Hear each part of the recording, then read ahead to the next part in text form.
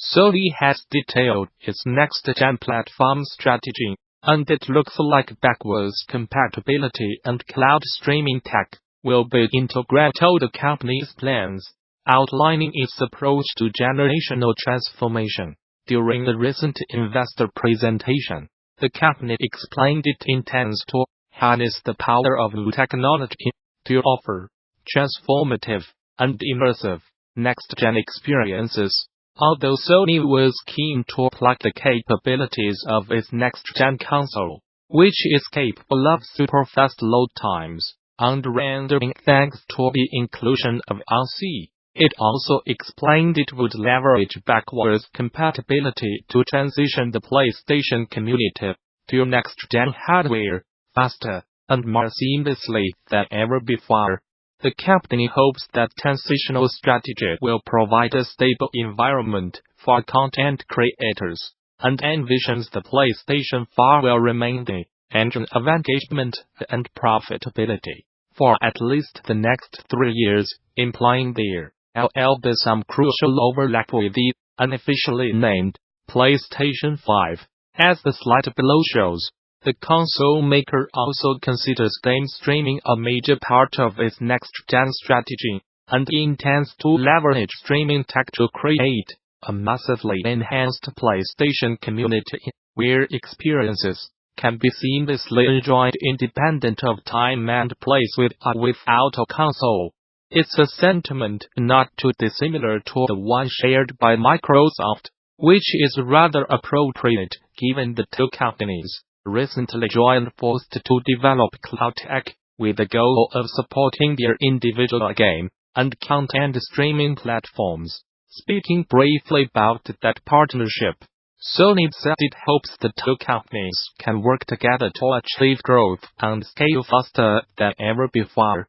At DICE Summit 2019, Sean Layden, chairman at Sony Interactive Entertainment Worldwide Studios, offered a brief survey of PlayStation's past, present, and future, and touted a qualitative above all approach to shipping video games. During his keynote, Layden, who's been involved with the PlayStation business since the brand's inception, unexpectedly spent time talking candidly about the PlayStation 3, a console that would serve as a low point in the PlayStation business. PS3 was a stark moment of hubris, our Icarus moment, he said. For our business, the fall was sharp. Layden admitted that Sony did not listen to developers or to players closely enough. A high price point and a punishing developer environment were major factors in taking PlayStation down a few notches. Sony was able to ride the path with the PlayStation 4, which was designed with close input from game developers, and led the PlayStation business to rebound from this 3's underperformance. Layden took plenty of time to tout Sony's successes, from hits like God of War and Horizon Zero Dawn, but also praised competitors and partners, describing game development as a creative-led endeavor that needs to be balanced carefully as a business. He noted the SWITCH's massive success, which caught naysayers by surprise. Nintendo took a massive risk when they brought Switch to market. As I have said before, never underestimate Nintendo, he said. Layden took time to praise Microsoft and its innovative adaptive controller, which is designed for players with limited mobility. He hinted that Sony needs to also broaden the tent and make games accessible to everyone, and that Sony should lead from the front in terms of expanding its market beyond non-traditional audiences. This is important work, he said. Regarding accessibility and games, Layden said, our industry is at an inflection point. Gamers do not grow out of gaming anymore. We do not see games as childish things that need to be put away. For Sony, he said PlayStation's game development strategy is simply quality above all. He reiterated his sentiments from a recent interview that Sony will continue to release fewer games than in the past, but they plan on making sure those games are a success.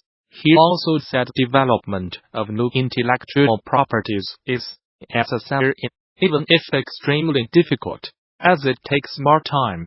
We have to give it more time, he said. Your schedule for the Big Game Developers Conference in San Francisco next week is probably packed, but today organizers want to quickly suggest another great talk you might want to try and squeeze in. It's a really interesting GDC 2019 Summit talk, all about how the team at this multi-players to playtest Battlefield V, presented by senior engineer Jonas Gilbert under the name IFA Testing, the development of bots that played Battlefield V.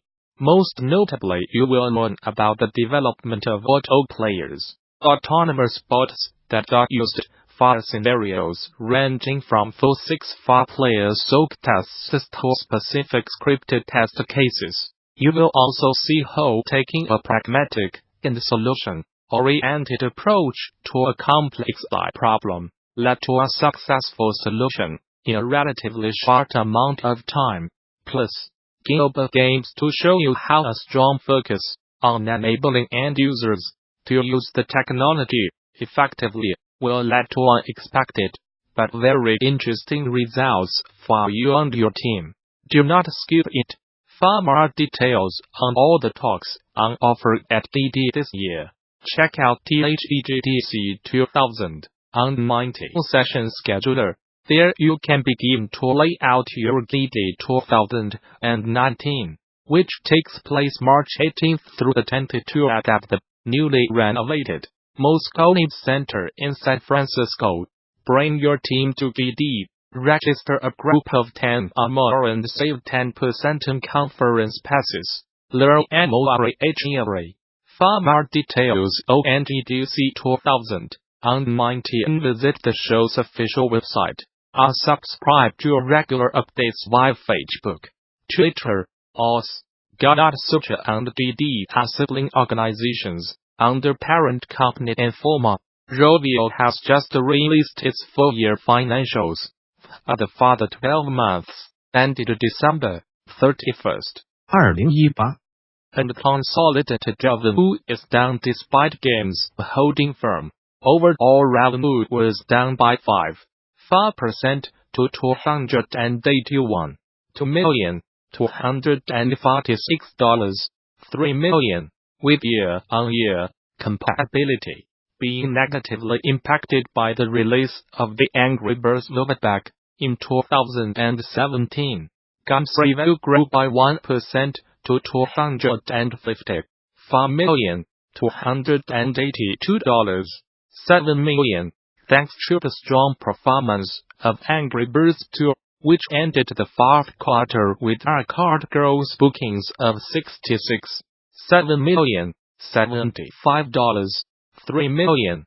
That said, Rovio's user acquisition spending was also up by 12.9% to $78,688.7 million, which equates to 31.4% of the game segment's overall revenue. Meanwhile, brand licensing income declined by 37.4% year-on-year to $38,035.8 million, again because of the large revenue peak provided by the Angry Birds movie in 2017. The segment is now looking to build a licensing program for the Angry Birds movie sequel in 2019. Moving forward, Rovio is looking to launch at least 2 new games in 2019, which marks the 10th anniversary of Angry Birds, the first of which, Angry Birds Dream Blast, is already on shelves.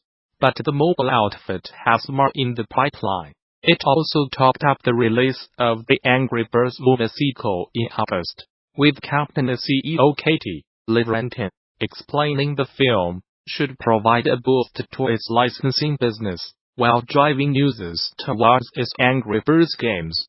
Curiously, Rovio is also looking to reduce its ownership in Hatch Entertainment, the Netflix-inspired mobile game streaming service. It spun off back in 2016 from 80% to below 50%. If all goes to plan, Rovio expects group revenues to grow to somewhere between $300 million, $338.7 million, and $330 million, $372.5 million in 2019, with the second quarter providing the largest revenue growth and profit contribution.